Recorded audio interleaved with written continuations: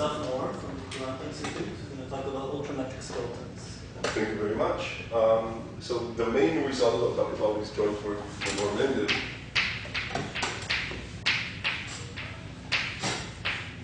From last year. But I'll present many other results of others, including applications of it, which are more recent, and I will mention the names of people as I go along. So the main theorem is very simple to state, but I want a tiny bit of notation and a little bit of intuition before I state it.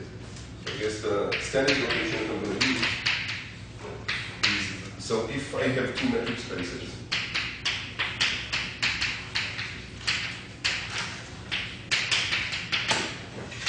and some number d, then whenever I write x embeds distortion d into y, that's how we should read it. This means, I mean by Lipschitz distortion, so I mean this is the same as there exists a function f from x to y, and there exists a number bigger than 0, it's a scaling factor,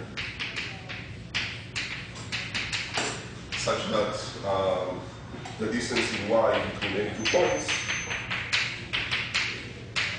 is up to this constant d, the scaled version of the distance in x.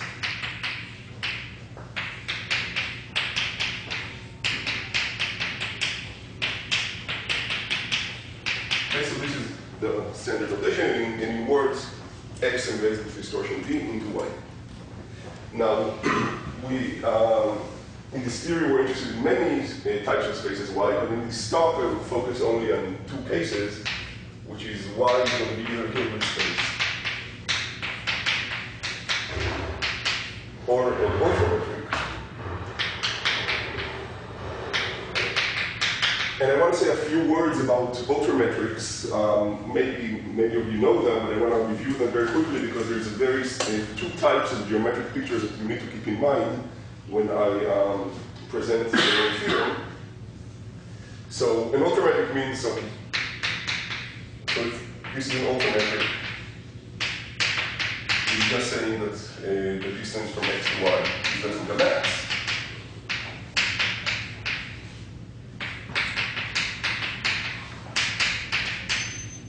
And one way to picture such an object is, let's assume that x is finite for a moment.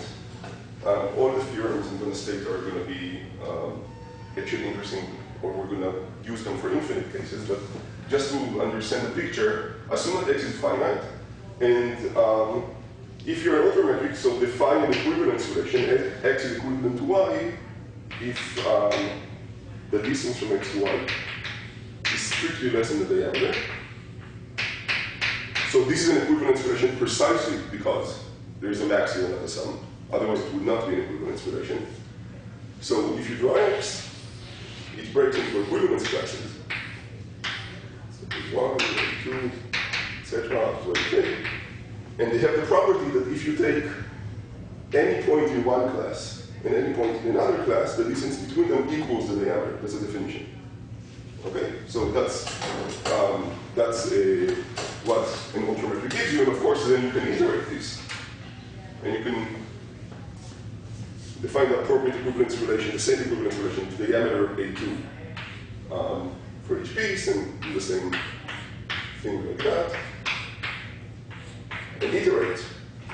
And when you iterate it, the picture that you're going to see is you're going to have, you just see a tree, so think of the root of the tree as labeled by the entire set x, and every sum of this is going to be a set, so write A1, A2, A3, up to AK in the first level, and then we split further, like in the picture.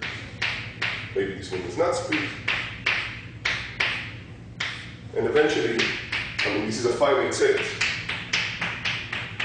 This construction is going to stop, and your metric space is going to be the leaves. And the geometry is a very simple geometry. What you see is, if you want to compute the distance between any 2 leaves, you have to look up in the tree where they were separated, their least common ancestor. There is a set region here, so this is x and this is y. Then the distance from x to y is going to be the diameter of just said. Okay, so that's What's A? so I'm saying in every No, node. I got everything, but what is A? Capital A. So I'm saying I'm looking at the least common ancestor in the tree. Yeah. By construction, the nodes of this tree are labeled by subsets. Okay, so whatever subset is written there, that's the distance because, well, you look at the construction. Okay, so a different way to do this, if you want, an ultrametric is nothing more than a combinatorial tree with completely arbitrary combinatorics. At every node, you have a positive number, a negative number, and they have the property that they're decreasing as you go down the tree. And the distance between two leaves is the label of the node, which is their least common ancestor. So it's a very simple object.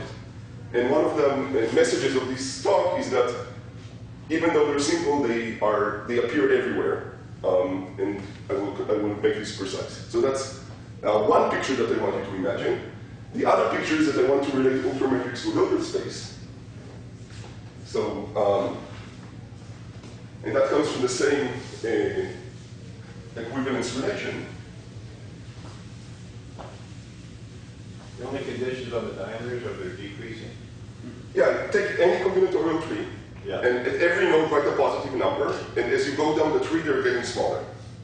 Okay? And then you can define, this induces a metric on the leaves by the label of the least common ancestor. And that's equivalent to being a finite ultrametric. There's a version for this for infinite spaces. I mean, it's just going to be ends of trees, so it's going to be, the points in the space are going to be the infinite branches. And then any two branches meet at some point, and that's the Same thing. Same thing. Cantor set. Exactly. But with arbitrary combinatorics and arbitrary labels. And that's the only thing. This is the same thing as an ultrametric. Now, the other fact that I want to observe from this picture before I say the main theorem is that it immediately implies that ultrametrics embed isometrically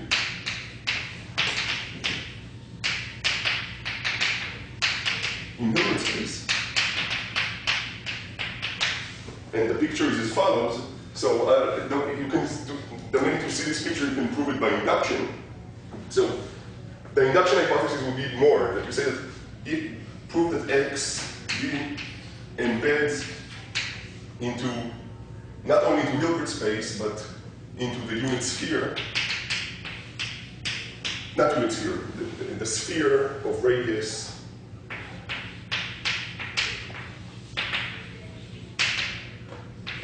it is the diameter of the root 2. That's what it comes out. So assume this by induction. And then, when you draw that picture, you say inductively, each of these pieces, A1, these are smaller sets, so these A1, A2, up to AK, embed into this sphere. So, so here is the sphere in which A1 embeds. And now what you're going to do is you're going to add a new orthogonal copy of the Hilbert space to which A1 embeds by induction, and move this sphere a certain radius, which you can compute in a second. I'll tell you how. And then each of them do this picture. So embed each copy, A2, etc.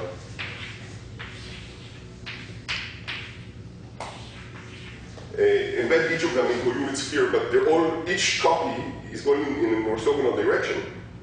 Okay, so you got this like this lollipop, but each one is going in an orthogonal direction, and you can always choose these radii so the distance from any point on this sphere to any point on this sphere is the same, because it's just this radius plus this square plus this square root. And if you just look at the induction hypothesis, you can see that you can cook it up so that the radii give you an isometric embedding of the entire space. That's the only. Okay. This was something interesting. Why is this diameter of K pi strictly less than the diameter of K? But that's the definition of the equivalence relation. It is the distance between any two points. The equivalence relation is in every equivalence class are all the points whose distance are strictly less than the diameter. Supreme. It's a finite thing. That's why I want to.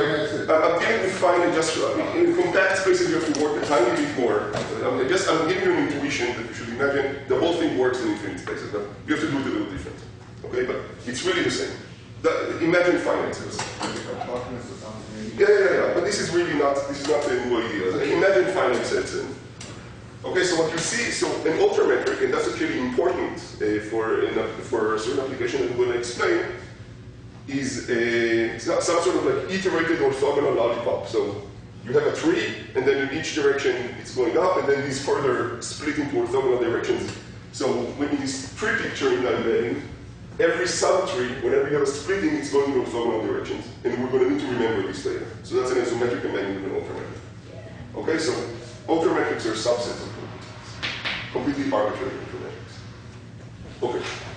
Having said all of that, so these are, but you see they're very special subsets of Hilbert space. Now, having said that, let me tell you what the main theorem is. So, it's called the ultrametric skeleton theorem.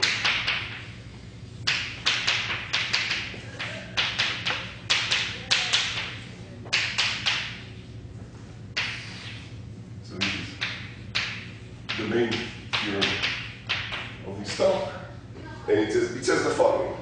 So it's a very general structural result about metric measure spaces. And I will state it only in the compact setting, again, just to simplify things. We understand exactly what's happening in full generality. So the situation is let X be a compact metric space.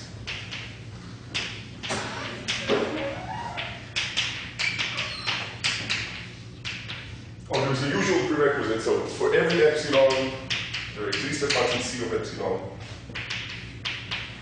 such that, and now I'm starting. So let X be a compact metric space, and let U be a Borel probability measure.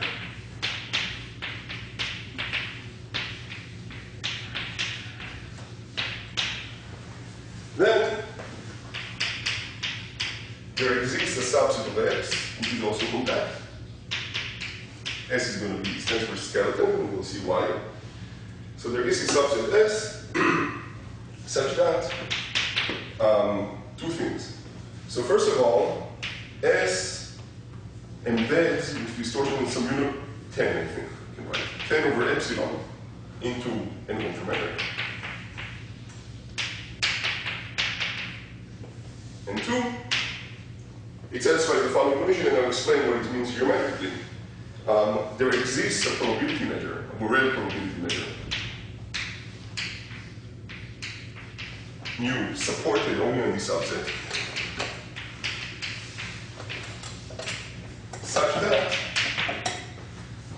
if you give me any point x in x and any radius is 0, look at the ball around x of radius r, and look what is the measure, the new measure of it. That's going to be at most the following. You're going to expand this ball by this universal constant, compute the original mass of it, raise this to the 1 minus epsilon. And I'll explain what this means. But this is a general theorem. So the geometry is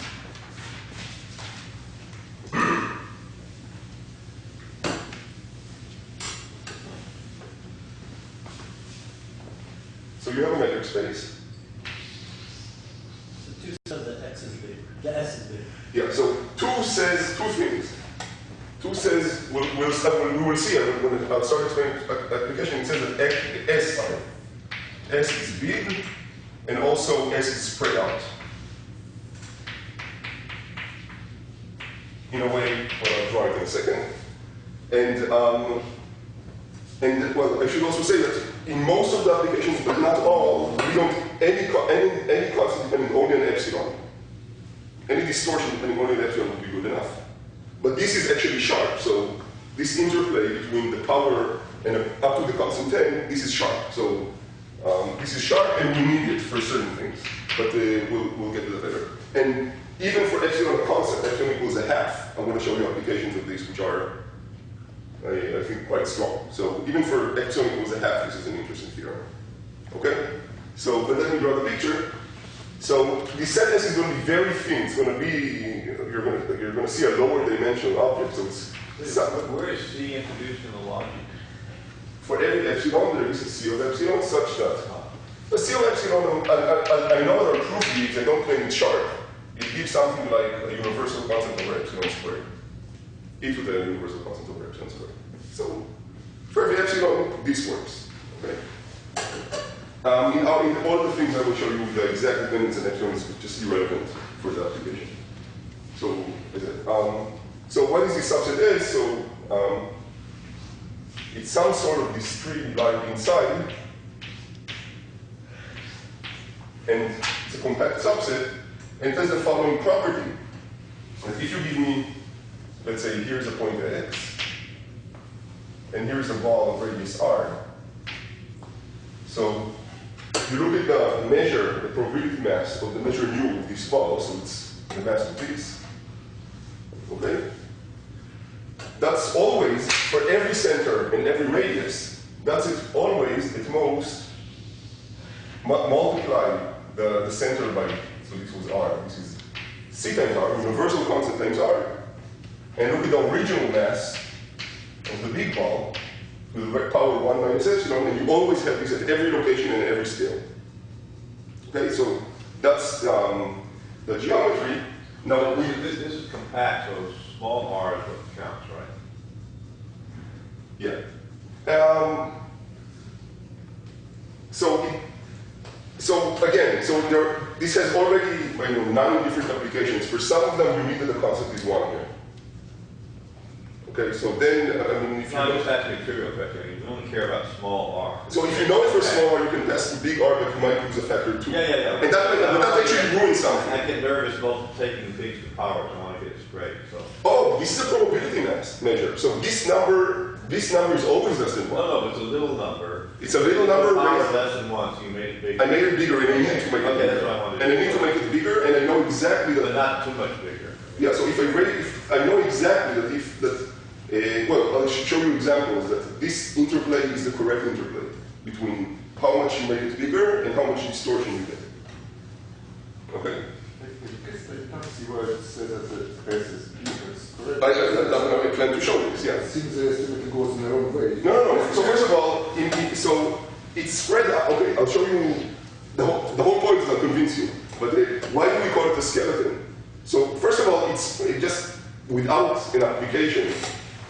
It's spread out because if you have 2 points, 2 balls, which are far away, so let's say the distance between the centers is at most twice the radii, and the measure mu gives positive mass to both of them, then the measure mu cannot give full mass to any one of them. This just follows from that. So it's wherever it's spread out as much as mu is spread out. Okay, that's a mu determines this. Why does it have to be big? Let me now show you this. So I'll keep the statement.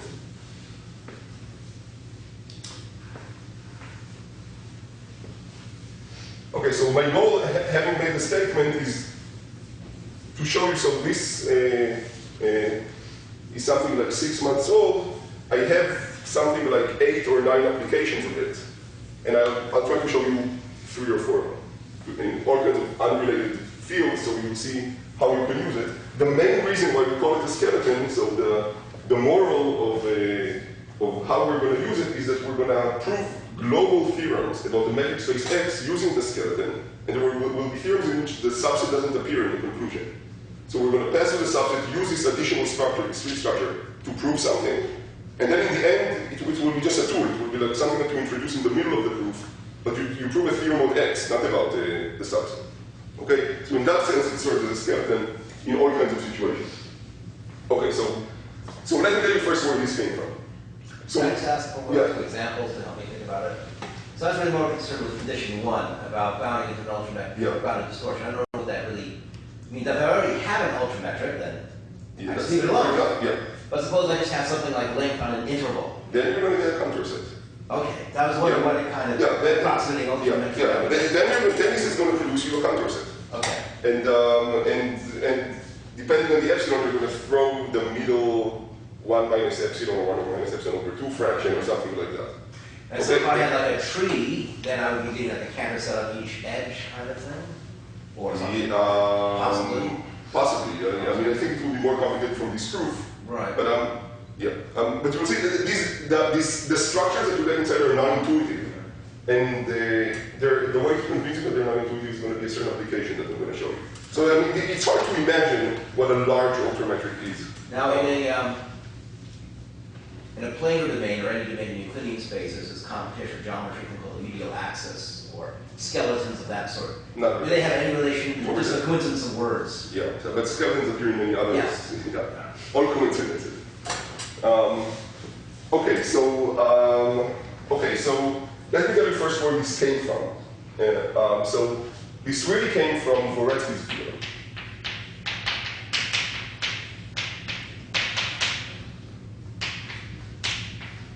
This is a famous theorem in convex geometry or Banach spaces, and it says the following.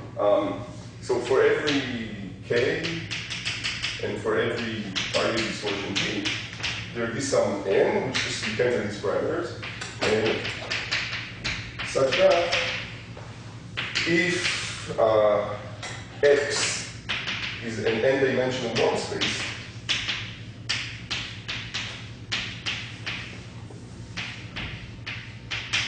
then there exists a linear subspace y inside x with two properties. First of all, y embeds into Hilbert space with distortion d that you decided, let's say d is 1.1, you decide up front. That's not a big deal. The second thing is that it's also b. Okay, so if you decide what dimension you want, you decide what error you're allowing to tolerate. I will come up with a big enough dimension such that completely any norm in that dimension will have somewhere inside a Euclidean subset of your as big as you want, how close, and with the amount of closest Euclidean that you specified up front. Now, so this is saying like every high-dimensional convex body has a cross-section that's which very round. Yeah, exactly. Now, so this has a big history and many applications. I'm not going to go into it. The story, the connection to metric space, it started with the 1986 work of Brook and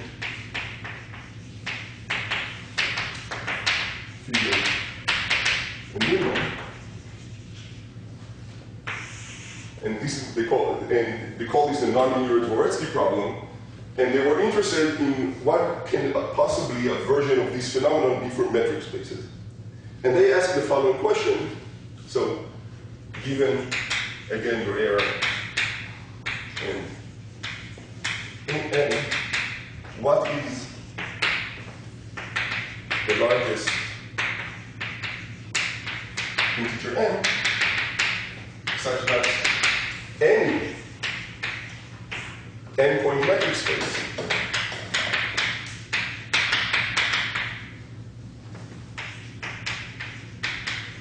has a subset, metric space that's given a name x, has subset s, such that two things. First, s embeds with your distortion into Hilbert space. And two, s is large. Okay, so it's not clear at all that this m goes to infinity. M is, of course, going to depend on n, but the question is, somebody hands you a metric space, and all you know it has many points. That's it. It satisfies the triangle inequality, and it has many points. It contains many points. You want to say there must be somewhere inside at least n points, which are Euclidean up to 1.01. Okay? So this is a similar phenomenon. Well, is the lot, you mean there is a statement like this, but no, you have to quantify it, given m, there's just an n? Is that what you Well, I flipped the logic, right? I flipped the logic. I said an n, and then the n is our k. Yeah. But it's the same statement. So, I mean, of course, this is just a question. I'll tell you what they proved in a second. Okay. So they proved. So they proved this n of what n and d tends to infinity. Okay. So if you give me a very, very large metric space, it will have an arbitrary large chunk, which is Euclidean. You start with completely arbitrary geometry, there will be something Euclidean inside. Arbitrarily large. And the rate they gave was logarithmic, and now I'm just because I don't want to, there's a history of at least 10 authors who slowly improved the estimates, And today we know the sharp result, and then I want to deduce the sharp result from the ultrametric skeleton theorem. So here is how I want to apply the ultrametric skeleton theorem. So take X is this endpoint metric space. Mu is just going to be the uniform measure. Okay. So this metric measure space, by the skeleton theorem, gives me a subset S and a measure mu supported in S, which is also a probability measure. And what do we know about S? So S embeds with distortion big O of 1 over epsilon in an ultrametric.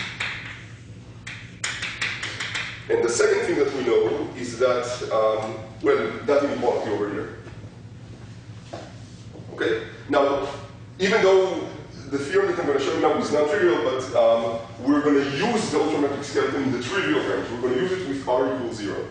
Okay? And later on, we're going to see how we need the entire profile of the growth of balls. But now I'm not going to use it in the conclusion in a very interesting way. But that already is a, I don't know, short proof of the fact I'm going to show you. So, so you have this subset, and now you say, okay, fine, this is a probability measure, right? So there must be a point X in S with mass at least 1 over the side. It's a probability measure. So now let's apply that theorem, the conclusion, with that point and radius 0. Okay? This will show you why the set will have to be large, because we get that 1 over the side is at most, that's the measure of the ball of radius 0. That's at most 1 over n to the 1 minus epsilon.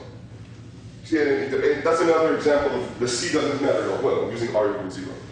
Okay? So this means that the subset is at least n to the 1 minus epsilon.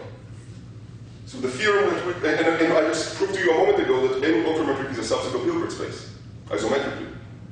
So we just proved that every n-point metric space is a subset of size n to the power 1 minus epsilon, which embeds into an ultrametric with distortion 1 over epsilon.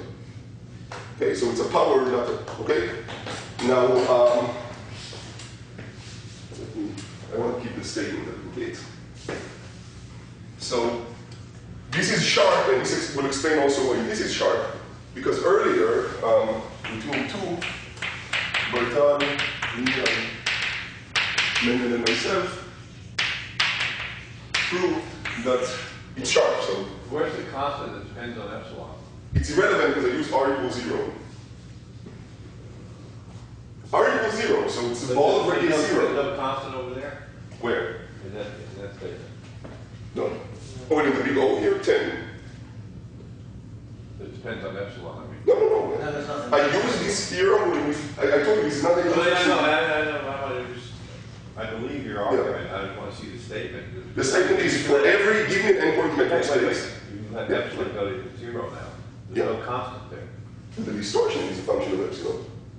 Is there an epsilon there? Oh, 1 over epsilon. I can't read it. Okay, fine. Okay, of course, the error you're going to pay is going to... All right, I couldn't see an epsilon. Yeah, sorry. That's the conclusion. Sorry, yeah.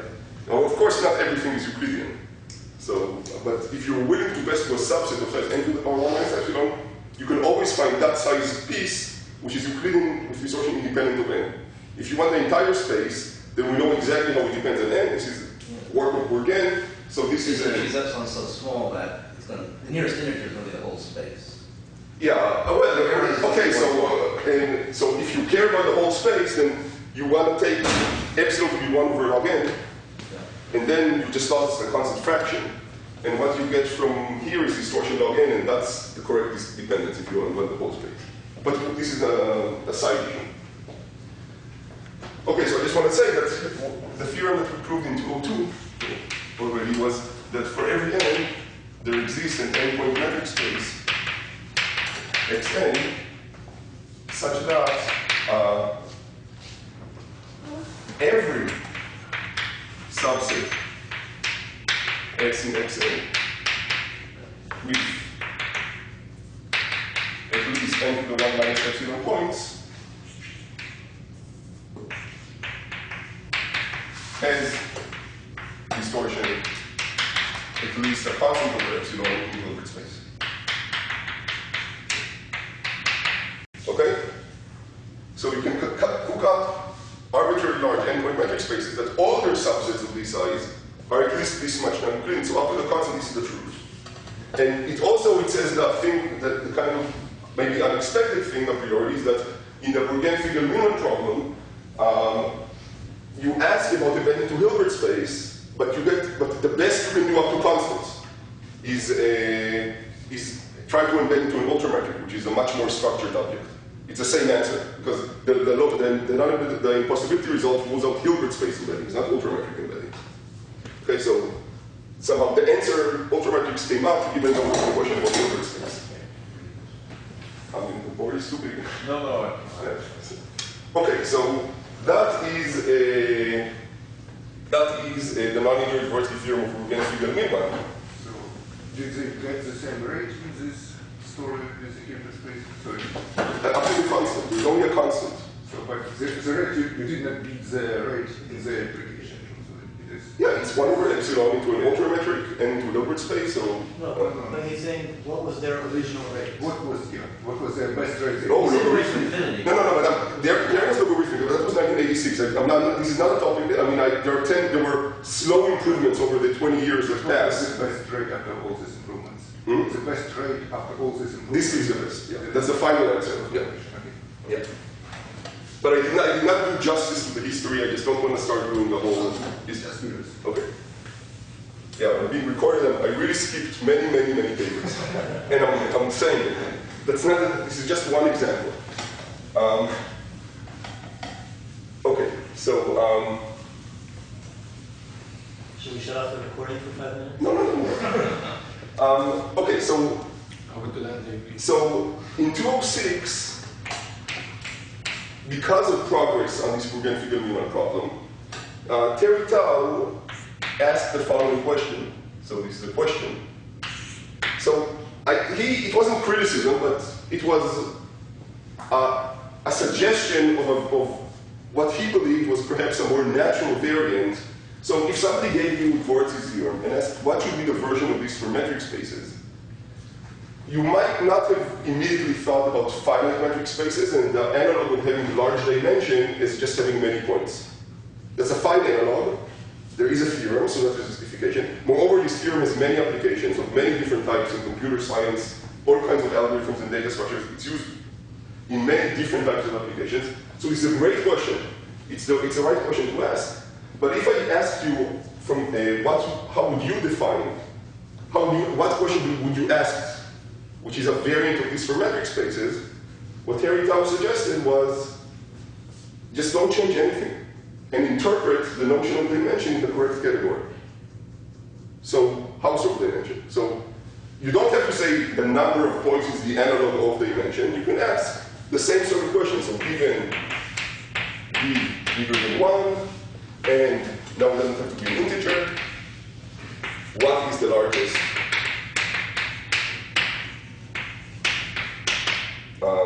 number beta, let's say? We don't depend on the 2 parameters as before. Such that any, let's say compact, yes, that would be with computations, compact metric space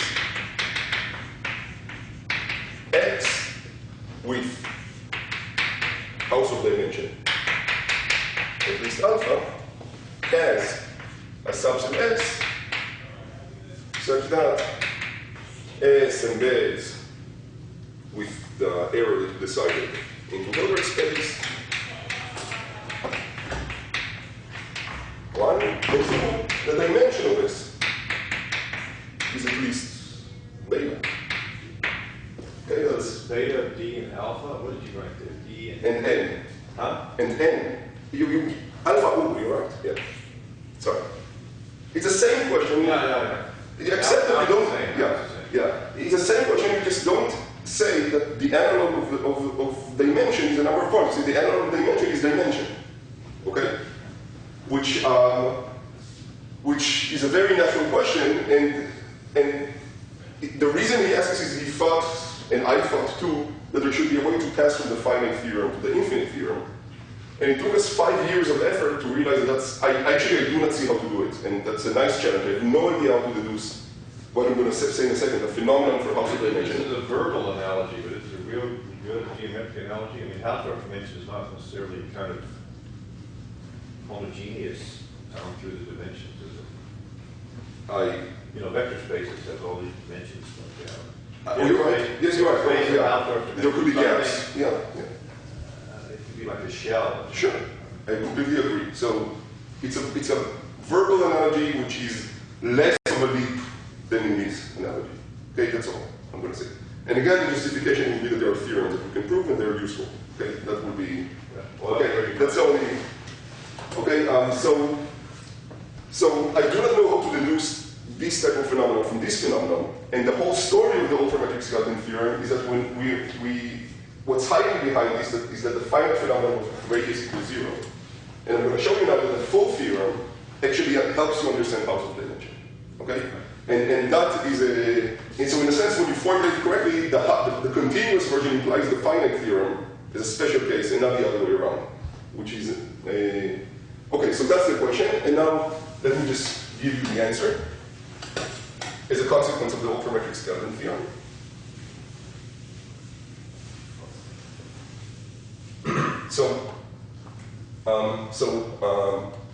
So you have your metric space, and you know the dimension is at least alpha. So by first one lemma, so the first one, so this is the same as there exists. I was just going to say this is transfinite diameter. What's this thing? Transfinite dimension, which is a way of getting at something like the Hausdorff dimension for finite point sets. Yeah. You know what I mean? Transfinite Well, so diameter. transfinite diameter. Yes. Yeah. The diameter, I don't know what it's. Okay. I'm just wondering if finite theorem could imply whatever you're going to get. I have no idea how to do it, and I tried. That's all I can say. And I'd be very happy to see. Well, there's a thing called the transfinite diameter, which I don't remember what it is, but we can discuss this later. did you do these sets with the transfinite diameter, get the right dimensions? How Is it capacitor rather than the dimension? Is it related to capacitor rather than the dimension? We can. maybe capacity? I don't remember. Okay, sorry. But I really tried. Okay, many people tried. It's not. I don't see a simple way to do this, but maybe there is a. I mean, when you will see the way you use it, you really see there's a difference between taking the trivial radius and the full strength of the theorem. So, first one lemma tells you that there exists a measure mu, probability measure, a Borel probability measure mu, an x, such that the measure of a ball grows like some constant like r to the alpha. The minute you use the first one lemma, you get a metric measure space. Maybe you want to call it Hmm? It's the same one. Now I want to apply it for this metric measure space, and I get a skeleton. I get a subset S of x. And it's measure mu, probability measure on x, that satisfies that. But now observe that what does this measure do? What is its growth rate? Well, if you plug in this estimate into here, so the constant affects the new constant. There is the constant k, there is the c of epsilon here, but whatever it is, there is a new constant, k prime, times r to the alpha 1 minus epsilon. And this is true for every x and for every r. So this is mu is a first one measure on the subset. The dimension big. So this means that the Hausdorff dimension of x is at least 1 minus epsilon times alpha. Theorem in any, and I didn't say in S and S, which is distortion, big O 1 over epsilon into an ultrametric. So these ultrametrics, these very, very, very special types of metrics, are actually everywhere. In every metric space with Hausdorff dimension alpha, and for every epsilon, you can find a compact subset with dimension 1 minus epsilon times alpha, and which is an ultrametric up to a distortion only a function of epsilon. And we're going to see that this implies certain interesting things about the Hausdorff dimension later. Okay, but here we really use the fact that we have the theorem. So now I want to show two more applications. So let me jump to a completely different field. There are many completely independent directions that you can show. So I'll just choose one. So this ultrametric skeleton theorem implies another famous theorem from the 80s in probability called Talleyrand's majorizing measure theorem. And this is just probability theory, not geometry. So Talleyrand's majorizing measures theorem.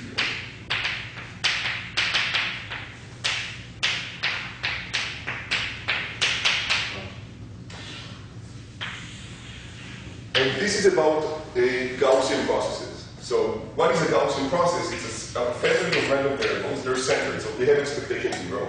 And they're indexed by some index set x. X is just an abstract set. And it's a Gaussian process, so every finite linear combination of them is a Gaussian random variable. So that's what we mean by a Gaussian process. Okay? Now, Gaussian processes are all over the place, and the quantity that we care about in analysis in many situations is to understand the expectation of your supermodel. So the minute you understand the size of it, this is a maximum inequality that is extremely useful in many situations. What is that in expectation? How big can they get?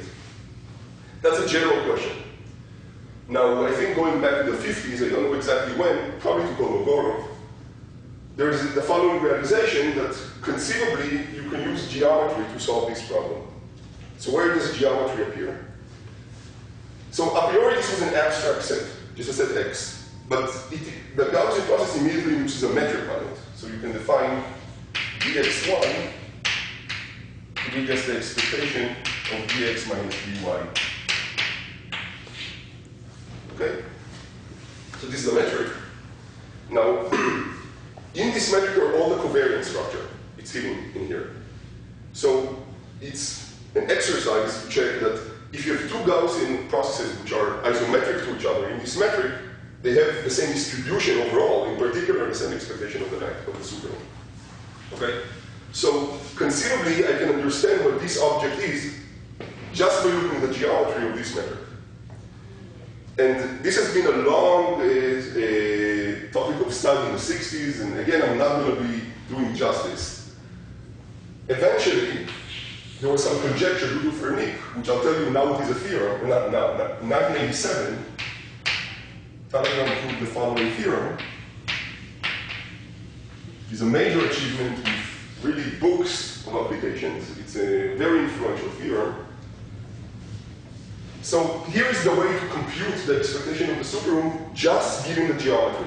So from now on, I'm going to discuss the geometry of the metric space, and in the end, I'm going to tell you something in this probabilistic statement. So what you do is you look at something called the Fernick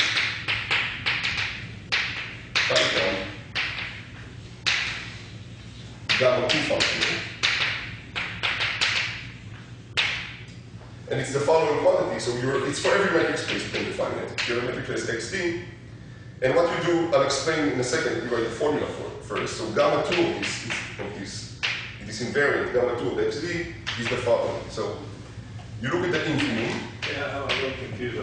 The expectation there is relative to what? This is a family of random variables, so they're defined in some probability space. It's not a measured family, is it? Think of it, x is a finite set, it doesn't matter.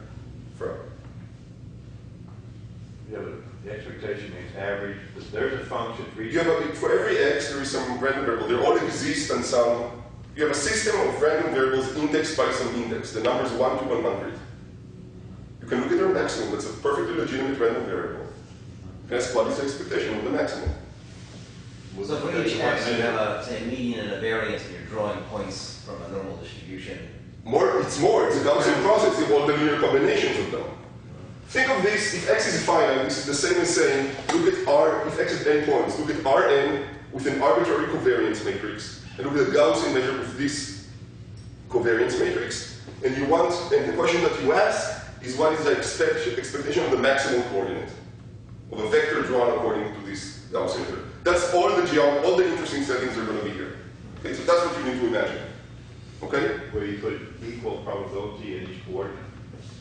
Well, I don't understand. You have to take a matrix A, any positive semi-definite matrix A. Interpretation means an average. You have to average. Yeah, so I draw a vector X in Rn with probability distribution e to the minus X X.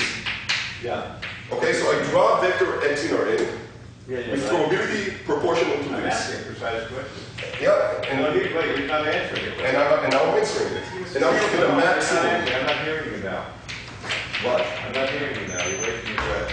I don't Because I'm understand. asking, when you take expectation of something, it's with respect to some measure of some space. What's the measure space? Here, Rn with the measure proportional to this. That's the density. I am answering your question. For that case of having n Gaussian. Which is equivalent to the case of X is finite. In the infinite case, there is an infinite version of this. I'm just explaining to you the finite case. So I take a point in Rn chosen according to this density. It has n coordinates. I look at the maximum coordinate and the expectation with respect to this density. So the integral, okay? Okay, that's what I'm talking about. And this should be read just from the geometry of the induced metric. Okay, that's what I'm talking about. So what? So the quantity that we care about, gamma 2, is the following. So you look at all probability measures in X. I'll explain what this means in a second.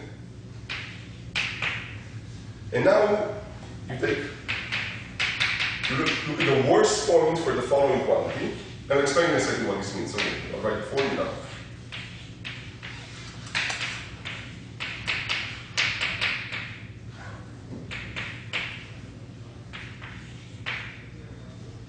Okay? So how do we understand this? So the game is as follows. Your goal is to spread unit mass over the metric space X. That's a probability measure. In such a way that this is the smallest possible. So for every point X, this integral is small. How can this integral be big? This integral can be big if mu gives very little mass, has very little mass near X. That's where the singularity is. So your goal is to spread unit mass on the metric space so that every point feels nearby to it. Feels like there's a lot of mass near it. And we measure a lot in a Gaussian way. The root log just comes from the fact we're looking Gaussian random variable. This is a weighted version of a covering number. So we call it a Gaussian covering number if you want. Okay? This is what this means. The game is to spread unit mass so that every point feels far away. How does you measure feeling close to a mass? You measure it by this Gaussian version of, which is the appropriate thing here. Now,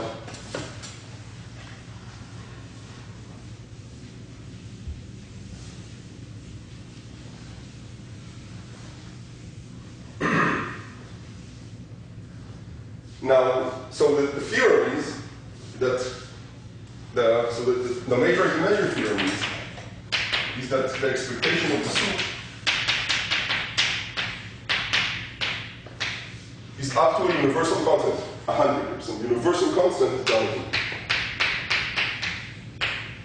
And this is very useful. There are many situations where you solve the probability equation by actually thinking geometrically. You solve this covering problem, and then you can compute the expectation of the soup rule. Okay? But that's the theorem. And I should say that the upper bound, the fact that this is up to a constant, this is due to Fermi in the 70s, I think, late 70s. And he made the conjecture that he actually got the correct answer, and what Talleyrand proved was the lower bound. The upper bound is much easier than the lower bound. Okay? So this is the answer how geometry gives you the expectation of the soup. Now, so I want to deduce this theorem from the ultrametric scattering theorem. So our experience in many cases it's possible to find explicitly this extremal measure. Well, up to constants. So Talleyrand, when you look at the proof, it gives a method or a hint how to find the measure. And when you find these measures, you get very, very sharp results in many, many problems because you computed exactly the expectation of the supremum to constants. Yeah, but of course, you need to look into the proof, and And that's in art to get the measures.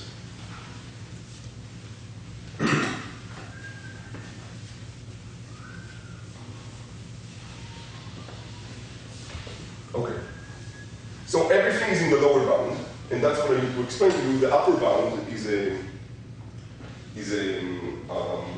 due to Fernick. Another thing that Fernick proved, they think in the same paper in the 70s, is that he proved so the theorem is true, this is equivalent, if XD happens to be an ultrametric.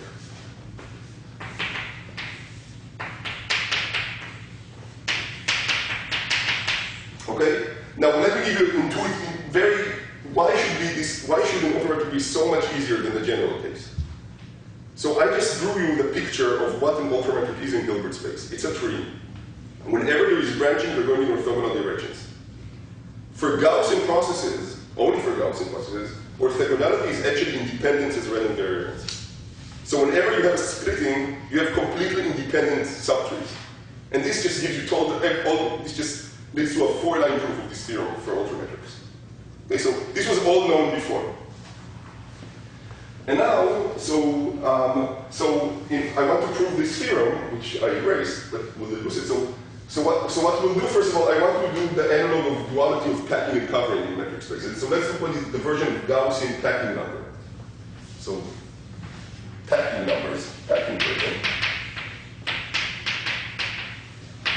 You can define what's called delta 2 of x d is the opposite. So then the soup of Berg probability measures in x in x of the same integral.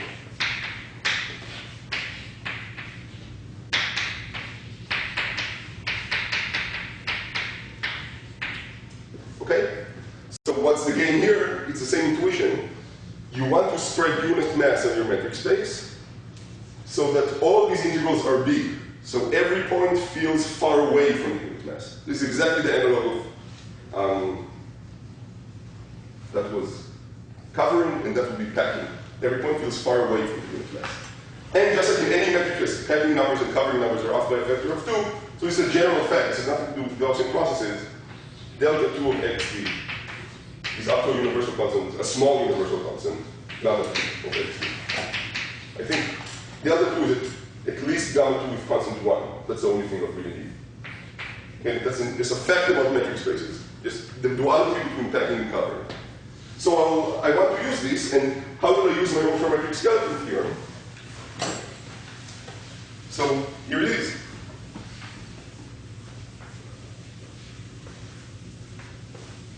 So let mu be the measure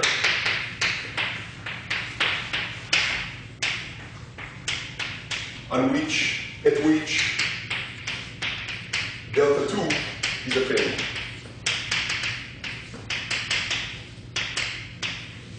Okay, I'll take that measure, and then I have a metric measure space. And I can use a skeleton for that measure.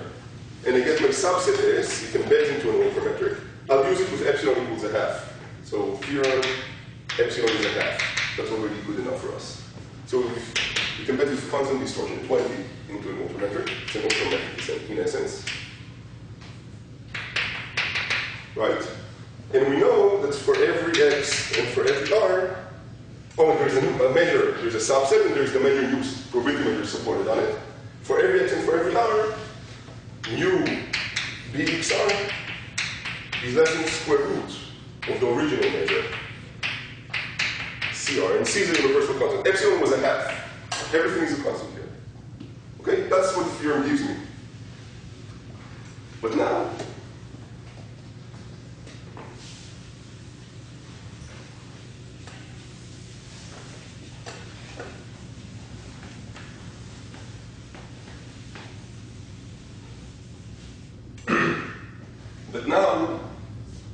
what can I say about delta 2 of the subset?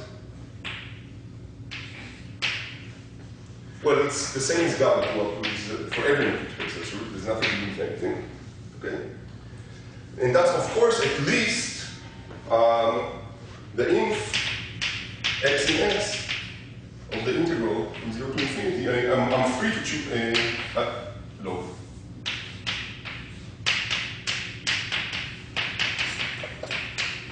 Right? Delta 2 is the soup, so I'm allowed to choose any test measure I want. I'll choose the measure that the ultrametric skeleton gave me. So delta 2 of the subset is at least this. Right? Now we use this fact. So we're inside logs, the square root doesn't matter at all. So first of all, I can, of course, let's take even infimum, not over x just in the subset, but over x everywhere. That's smaller. And by the ultrametric skeleton theorem, that's at least at infimum x in x. The infimum from 0 to infinity, the root just puts a 1/2 here, or something like that. So I get root log 1 over mu b x cr dr. But of course, I can do a change of variable, cr, call it r prime, and the change of variable would just affect the constant here also, so I can delete the c. And what is this? Mu was chosen. It's the point where delta 2 is attained. Which is at least delta 2 with xp. Okay? So if you read this from beginning to end, you found a subset which has the same, whose gamma 2 is at least a constant times the original gamma 2. But Fernick already proved the majorizing measure theorem for ultrametrics. I mean, we didn't use it that S is an ultrametric. Fernick proved this. So we know that the expectation sup x in S is up to a constant gamma 2 S. That's because S is an ultrametric. G. This inequality is trivial. Sup over a subset is at most a sup over everything. So we found the core inside the ultrametric for which you have, you brought the orthogonality into the picture using the skeleton theorem. Okay, so that's another completely unrelated application. So my time is up. I wanted to show you one more. I'll just say the statement and not explain how to prove it. Just a statement. And I'll end. I think that people here will appreciate this one. So this is an old question. So for low dimensions, it goes back to Kolmogorov. But in the way I'm formulating now, it's due to Urbanski.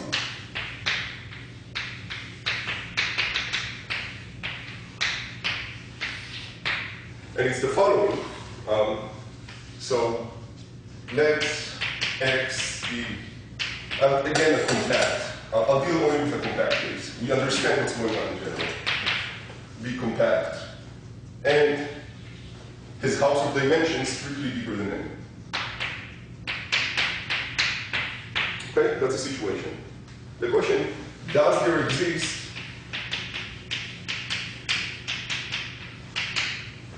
a function f from x to the unit q in Rn such that f is Lipschitz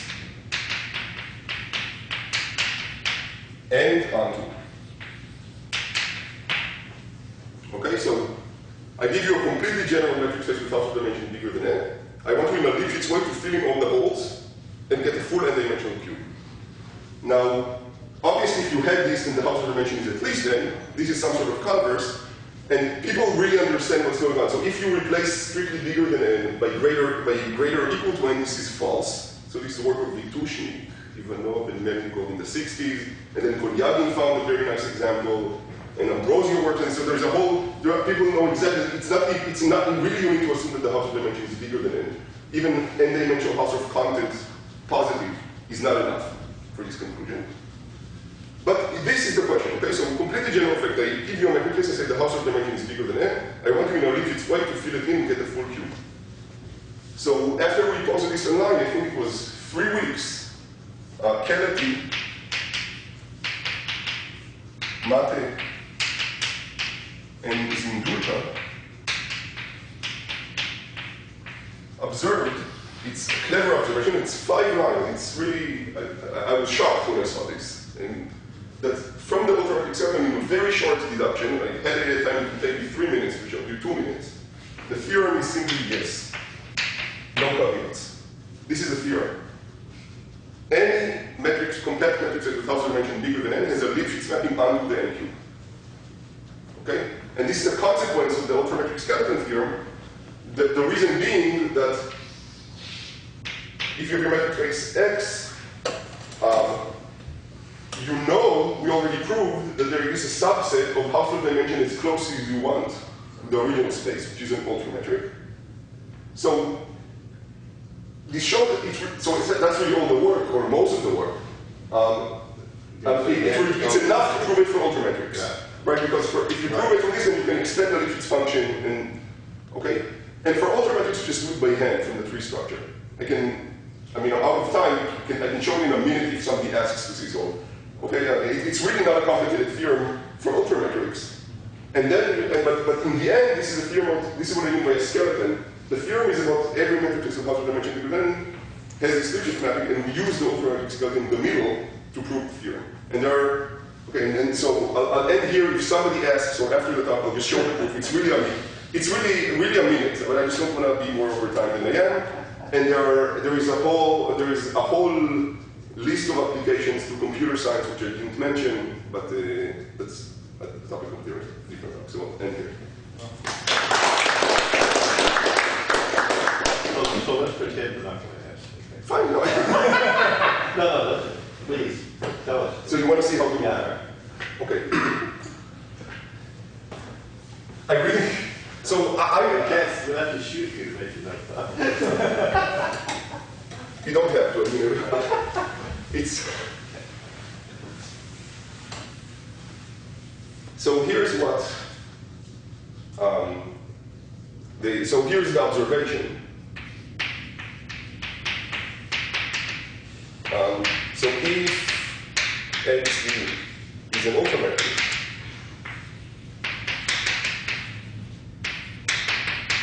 then there exists a linear order, a way to order the points in X, on X, such that for every 2 points X less than 1, if I look at the set of all the interval, all the set of all the points Z that are between X and 1,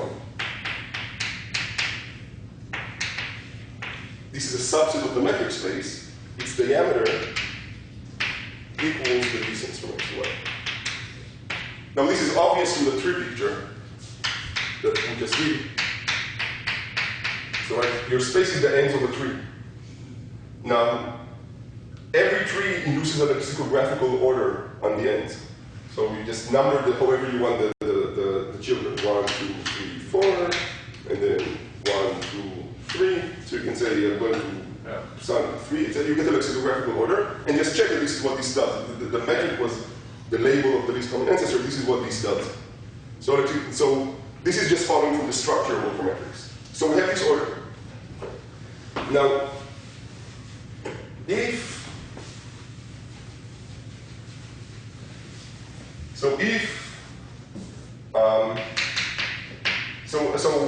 know that the dimension of X is bigger than n, so there so there is a Frontman measure,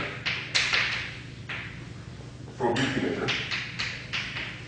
So a measure such as a measure of a ball around, or maybe a measure of every set A with most k times the diameter of A to the n, right? That's what the Frontman measure gives you. This is true. Why doesn't this give an isometric embedding into the real line?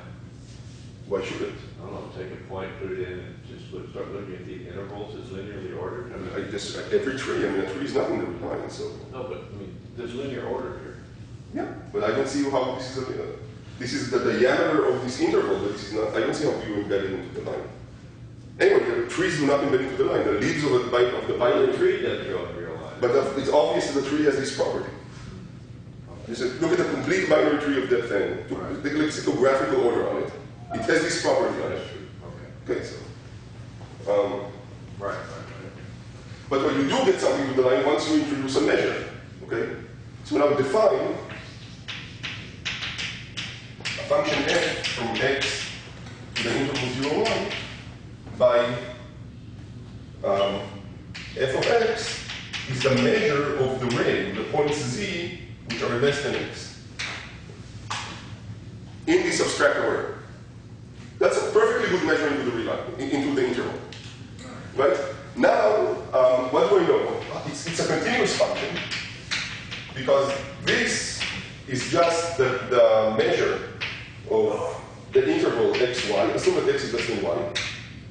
Only we knew it compressed by the power n, which you propose with the piano curve. Well, exactly, you see that. But let me tell the others. Okay? That probably doesn't happen. So this is at most k times the diameter, which the linear order was such that this is at most k times the distance from x to y to the n, right? So this function f is continuous. Okay, now your metric space was compact. Where did the n come from? This is a Frostner measure. It's a high-dimensional object. It's hard to imagine what a high-dimensional ultrametric is, but it has this absurdly continuous function with the real lines, n Helder. Just a subset, not the entire metric space. Now, so first of all, this means that f is onto the interval, because if you have a monotone mapping from a compact space, the only way to have a discontinuity is a jump, and a jump is an atom of the measure, and this means that it's atom-free. So f is onto the interval, so f is onto. And it's absurdly continuous. It's much better than Lipschitz, but only on the subset. So it's a high-dimensional subset which allows a really Lipschitz Helder function. And now, what Chris said, we have the piano curve. The space would have to be constant function. Exactly. So we have the piano curve onto the cube, but this is 1 over n Helder. So we can combine piano with f and get a Lipschitz mapping. It really corrected it onto the cube. The Lipschitz mapping now is on a subset. Any other mappings we cannot extend to a superspace. But Lipschitz mappings we can extend to a superspace. And then the skeleton disappeared from the picture, and we got a Lipschitz mapping onto the cube. Okay, so I guess the non-intuitive part, which is hard to imagine, is that one of these n-dimensional ultrametrics, but they are everywhere. Okay, and there are tools for things like this. So you could have just taken, since your original space is dimension strictly big over n, you could take a little smaller epsilon, actually adding not just a Lipschitz mapping onto the cube, but actually a mapping which is like extra continuous. It's actually highly contracting, because you could have taken. Why? You cannot get anything more than Lipschitz. Am I wrong? Can you get this, replace the n by an n plus epsilon? How will you do it better? Yeah, but you cannot extend from subsets n Helder map. You can only. Okay, yes. The punchline. Yes. The punchline was you had this edge, you find inside the S. The punchline, I extended it. Extension I can only do in the Lipschitz case. Yes, okay. So this was a tool, but then the whole Okay. thing disappeared from the picture. Okay, so that's another example of how you can use it. Now, this is amazing theory. It's great. Thank you very much.